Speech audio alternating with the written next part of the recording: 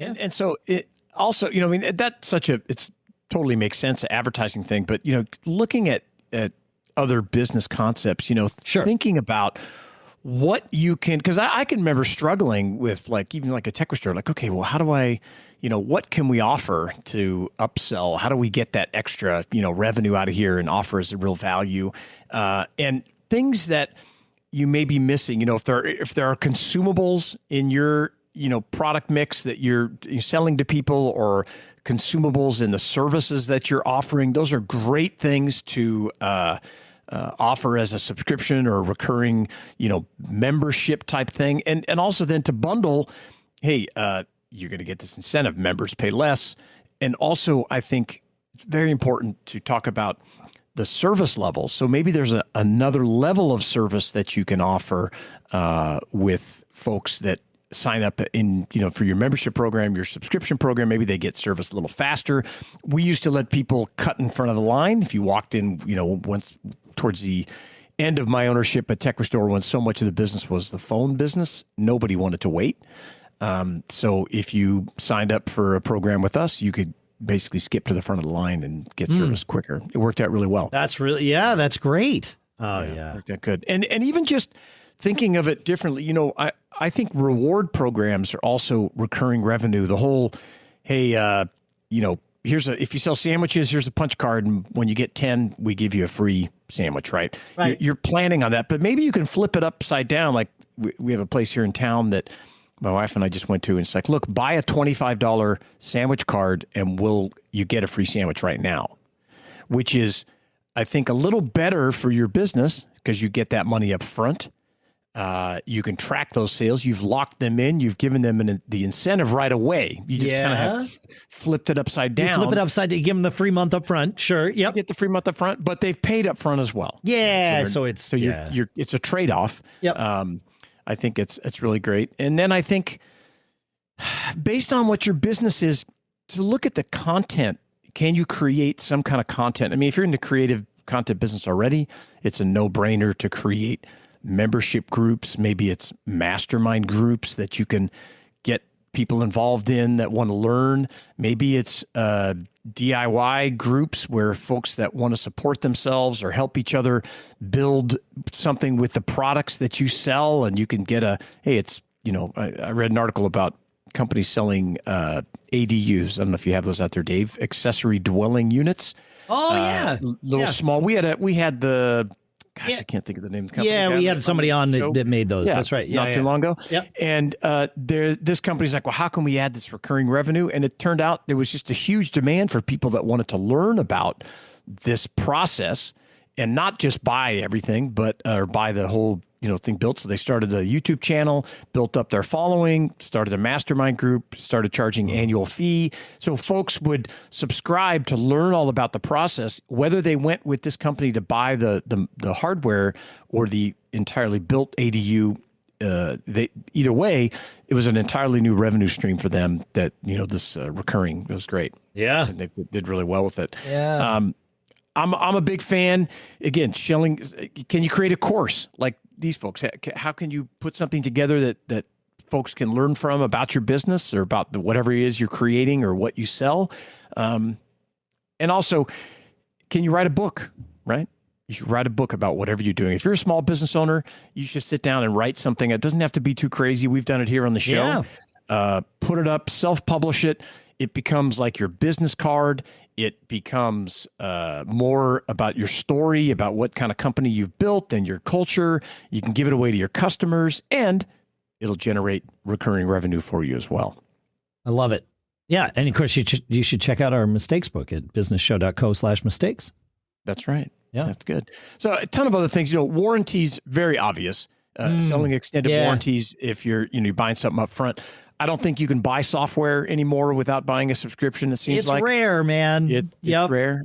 Makes total sense for the business model. I think software by subscription now that, and I say now that software is available for delivery online. Like you don't have to buy a box. Nobody's having to build a box and ship it to you and all of that stuff. Software is just delivered electronically.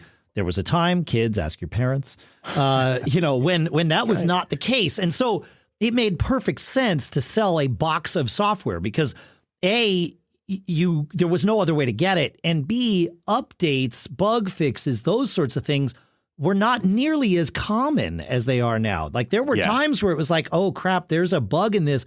We now have to ship out new disks to all of our customers, right?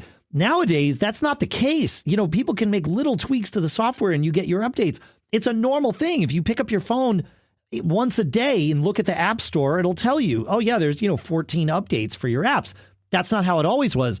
But that's why subscriptions make sense, because you want to, me as a user of software, I want to support the ongoing development of that app if I'm using it every day. And that's right. So it makes sense. I know people, it's not a for many of us, adapting to that was a not easy process, but it is, I really think it's the best plan. Yeah. Yeah, I agree. Sure. And I think like, if you talk to people, nobody likes waiting. So if you can think about a method to speed things up for your customers and offer another level, like I kind of go back to this membership thing. Amazon Prime. Just this VIP thing now. And then think about Prime. They started just as a shipping discount, but then expanded far into all kinds of other things, right? Video and music and books that you can get for free every month if you're a Prime member. So, don't limit yourself. Start, really think out of the box. And one of the things that to also remember is that you may have to partner with someone else, another company, to create a bundle of things to offer. So maybe having a conversation with someone in your industry or outside your industry, say, hey, we want to offer this. Do you have something you could add to this and create some bundle that you can sell to your customers? I think it's a great idea. The other thing is, don't ignore fees that other companies will pay you for referrals or other types of things that you can send them.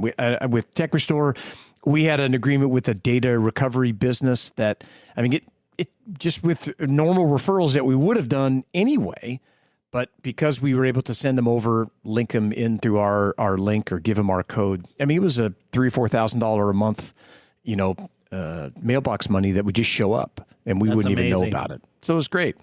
The last couple things I wanted to mention about this. That's really smart. Yeah. So it doesn't have to be just your business. Think of other ways. If you know somebody else, hey, we're in the HVAC business, but you know what? This maintenance company does this and we can bundle this and let's create this whole house membership or, whatever. Oh, we can sit here and talk all day. Yeah. You can say, look, we've partnered with these people and this is what you pay annually. Here's compared to what you would normally pay for, I don't know if you've called a plumber lately, but it's very expensive for them to come out, especially in the middle of the night. And so, creating that value and showing the value of this thing that you want them to buy is really important, to where they just can't ignore it. Be like, you're going to save so much, you're going to get this thing, really important. But also, you want to make it very easy for them to sign up. Right. One checkbox or one very brief little form, the longer it takes them to sign up, the more option they're going to have, just like, maybe I don't want this. You can follow up after they've committed to get more information about their product they need help with or their house or whatever it is.